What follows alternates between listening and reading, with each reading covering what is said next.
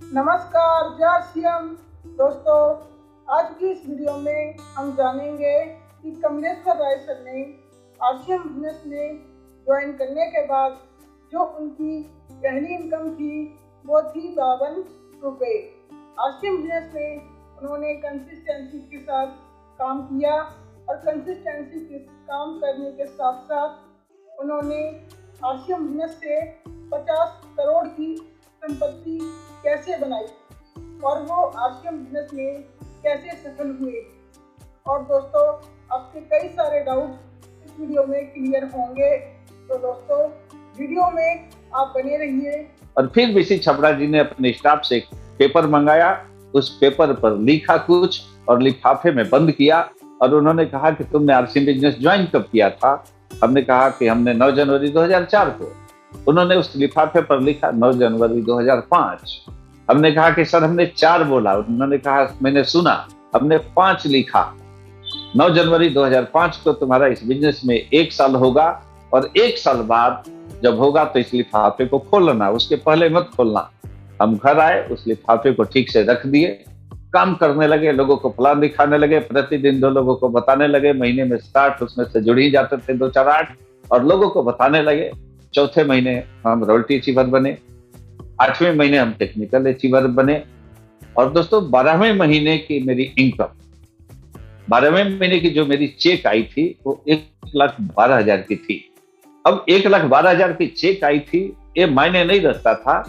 उस दिन मेरा 1 साल हुआ था बिजनेस में और उस 1 साल होने पर हमने निर्णय लिया था कि आज उस लिफाफे को खोलेंगे कि उसमें से निकलेगा क्या, बीसी छबड़ा जी ने लिखा क्या है।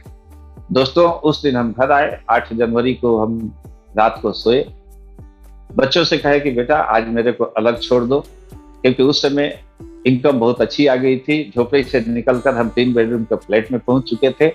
हमने कहा कि आज हमको अकेला छोड़ दिया जाए। पत्नी से भी हमने कहा कि अकेला छोड़ दिया जाए। हम अलग रूम में सोने का नाटक करने लगे, तब तक बच्चे सो गए। घड़ी में बताया 12 बजे, 12 बजा, 12 बजकर 1 मिनट हुआ। 9 जनवरी का डेट आया।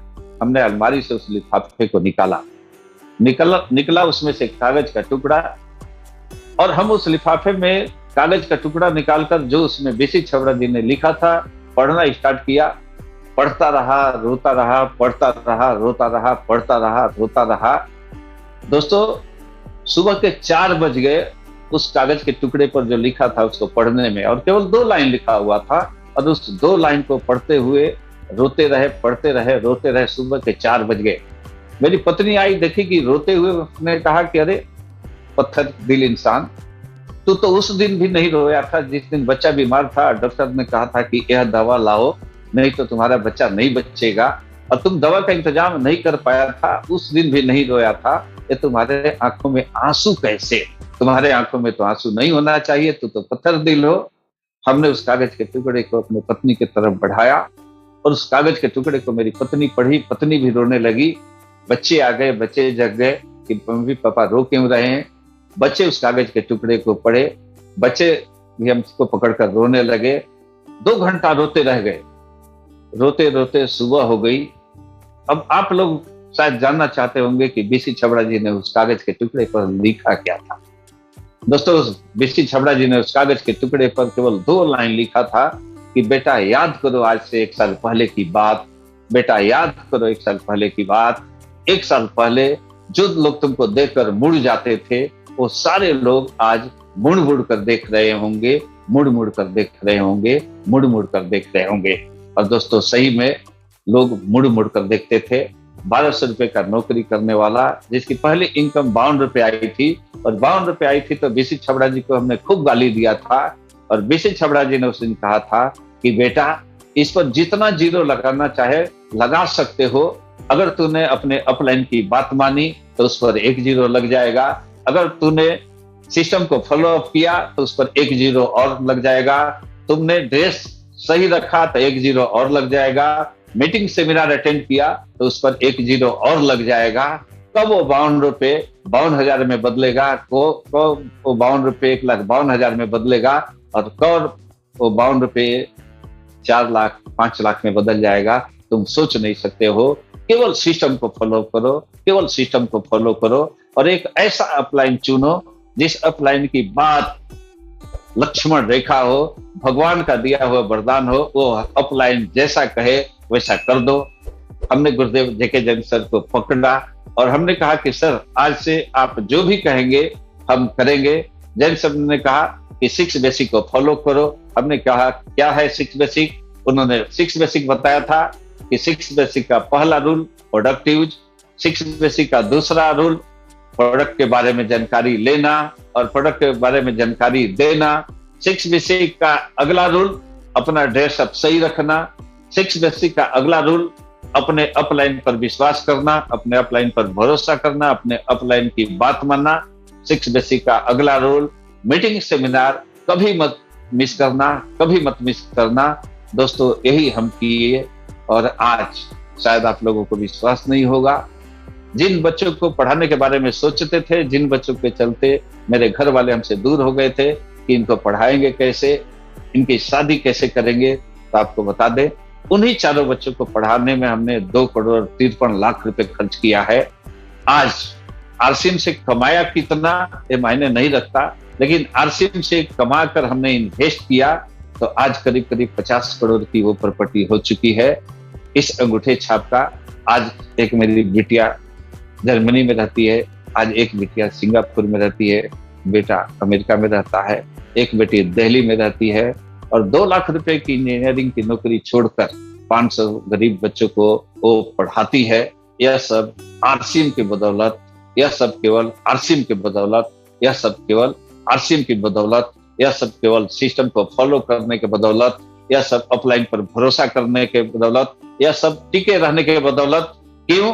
क्योंकि बीसी छबड़ा जी ने कहा था जो टिक गया वो रूबी स्टार। और जब गुरुदेव केसी छबड़ा जी से मिला तो केसी छबड़ा जी ने कहा कि कमलेश जी एक लाइन इसमें और जोड़ दीजिए।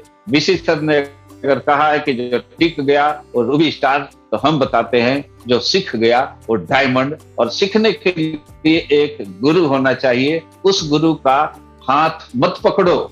हमने कहा कि सर सभी लोगों ने सिखाया था कि किसी, और उस दिन एक मीटिंग में हम गए थे तो ट्रेनर ने बताया था कि एक जंगल से एक लड़का, एक लड़की और उसके पिताजी लकड़ी लेकर आ रहे थे।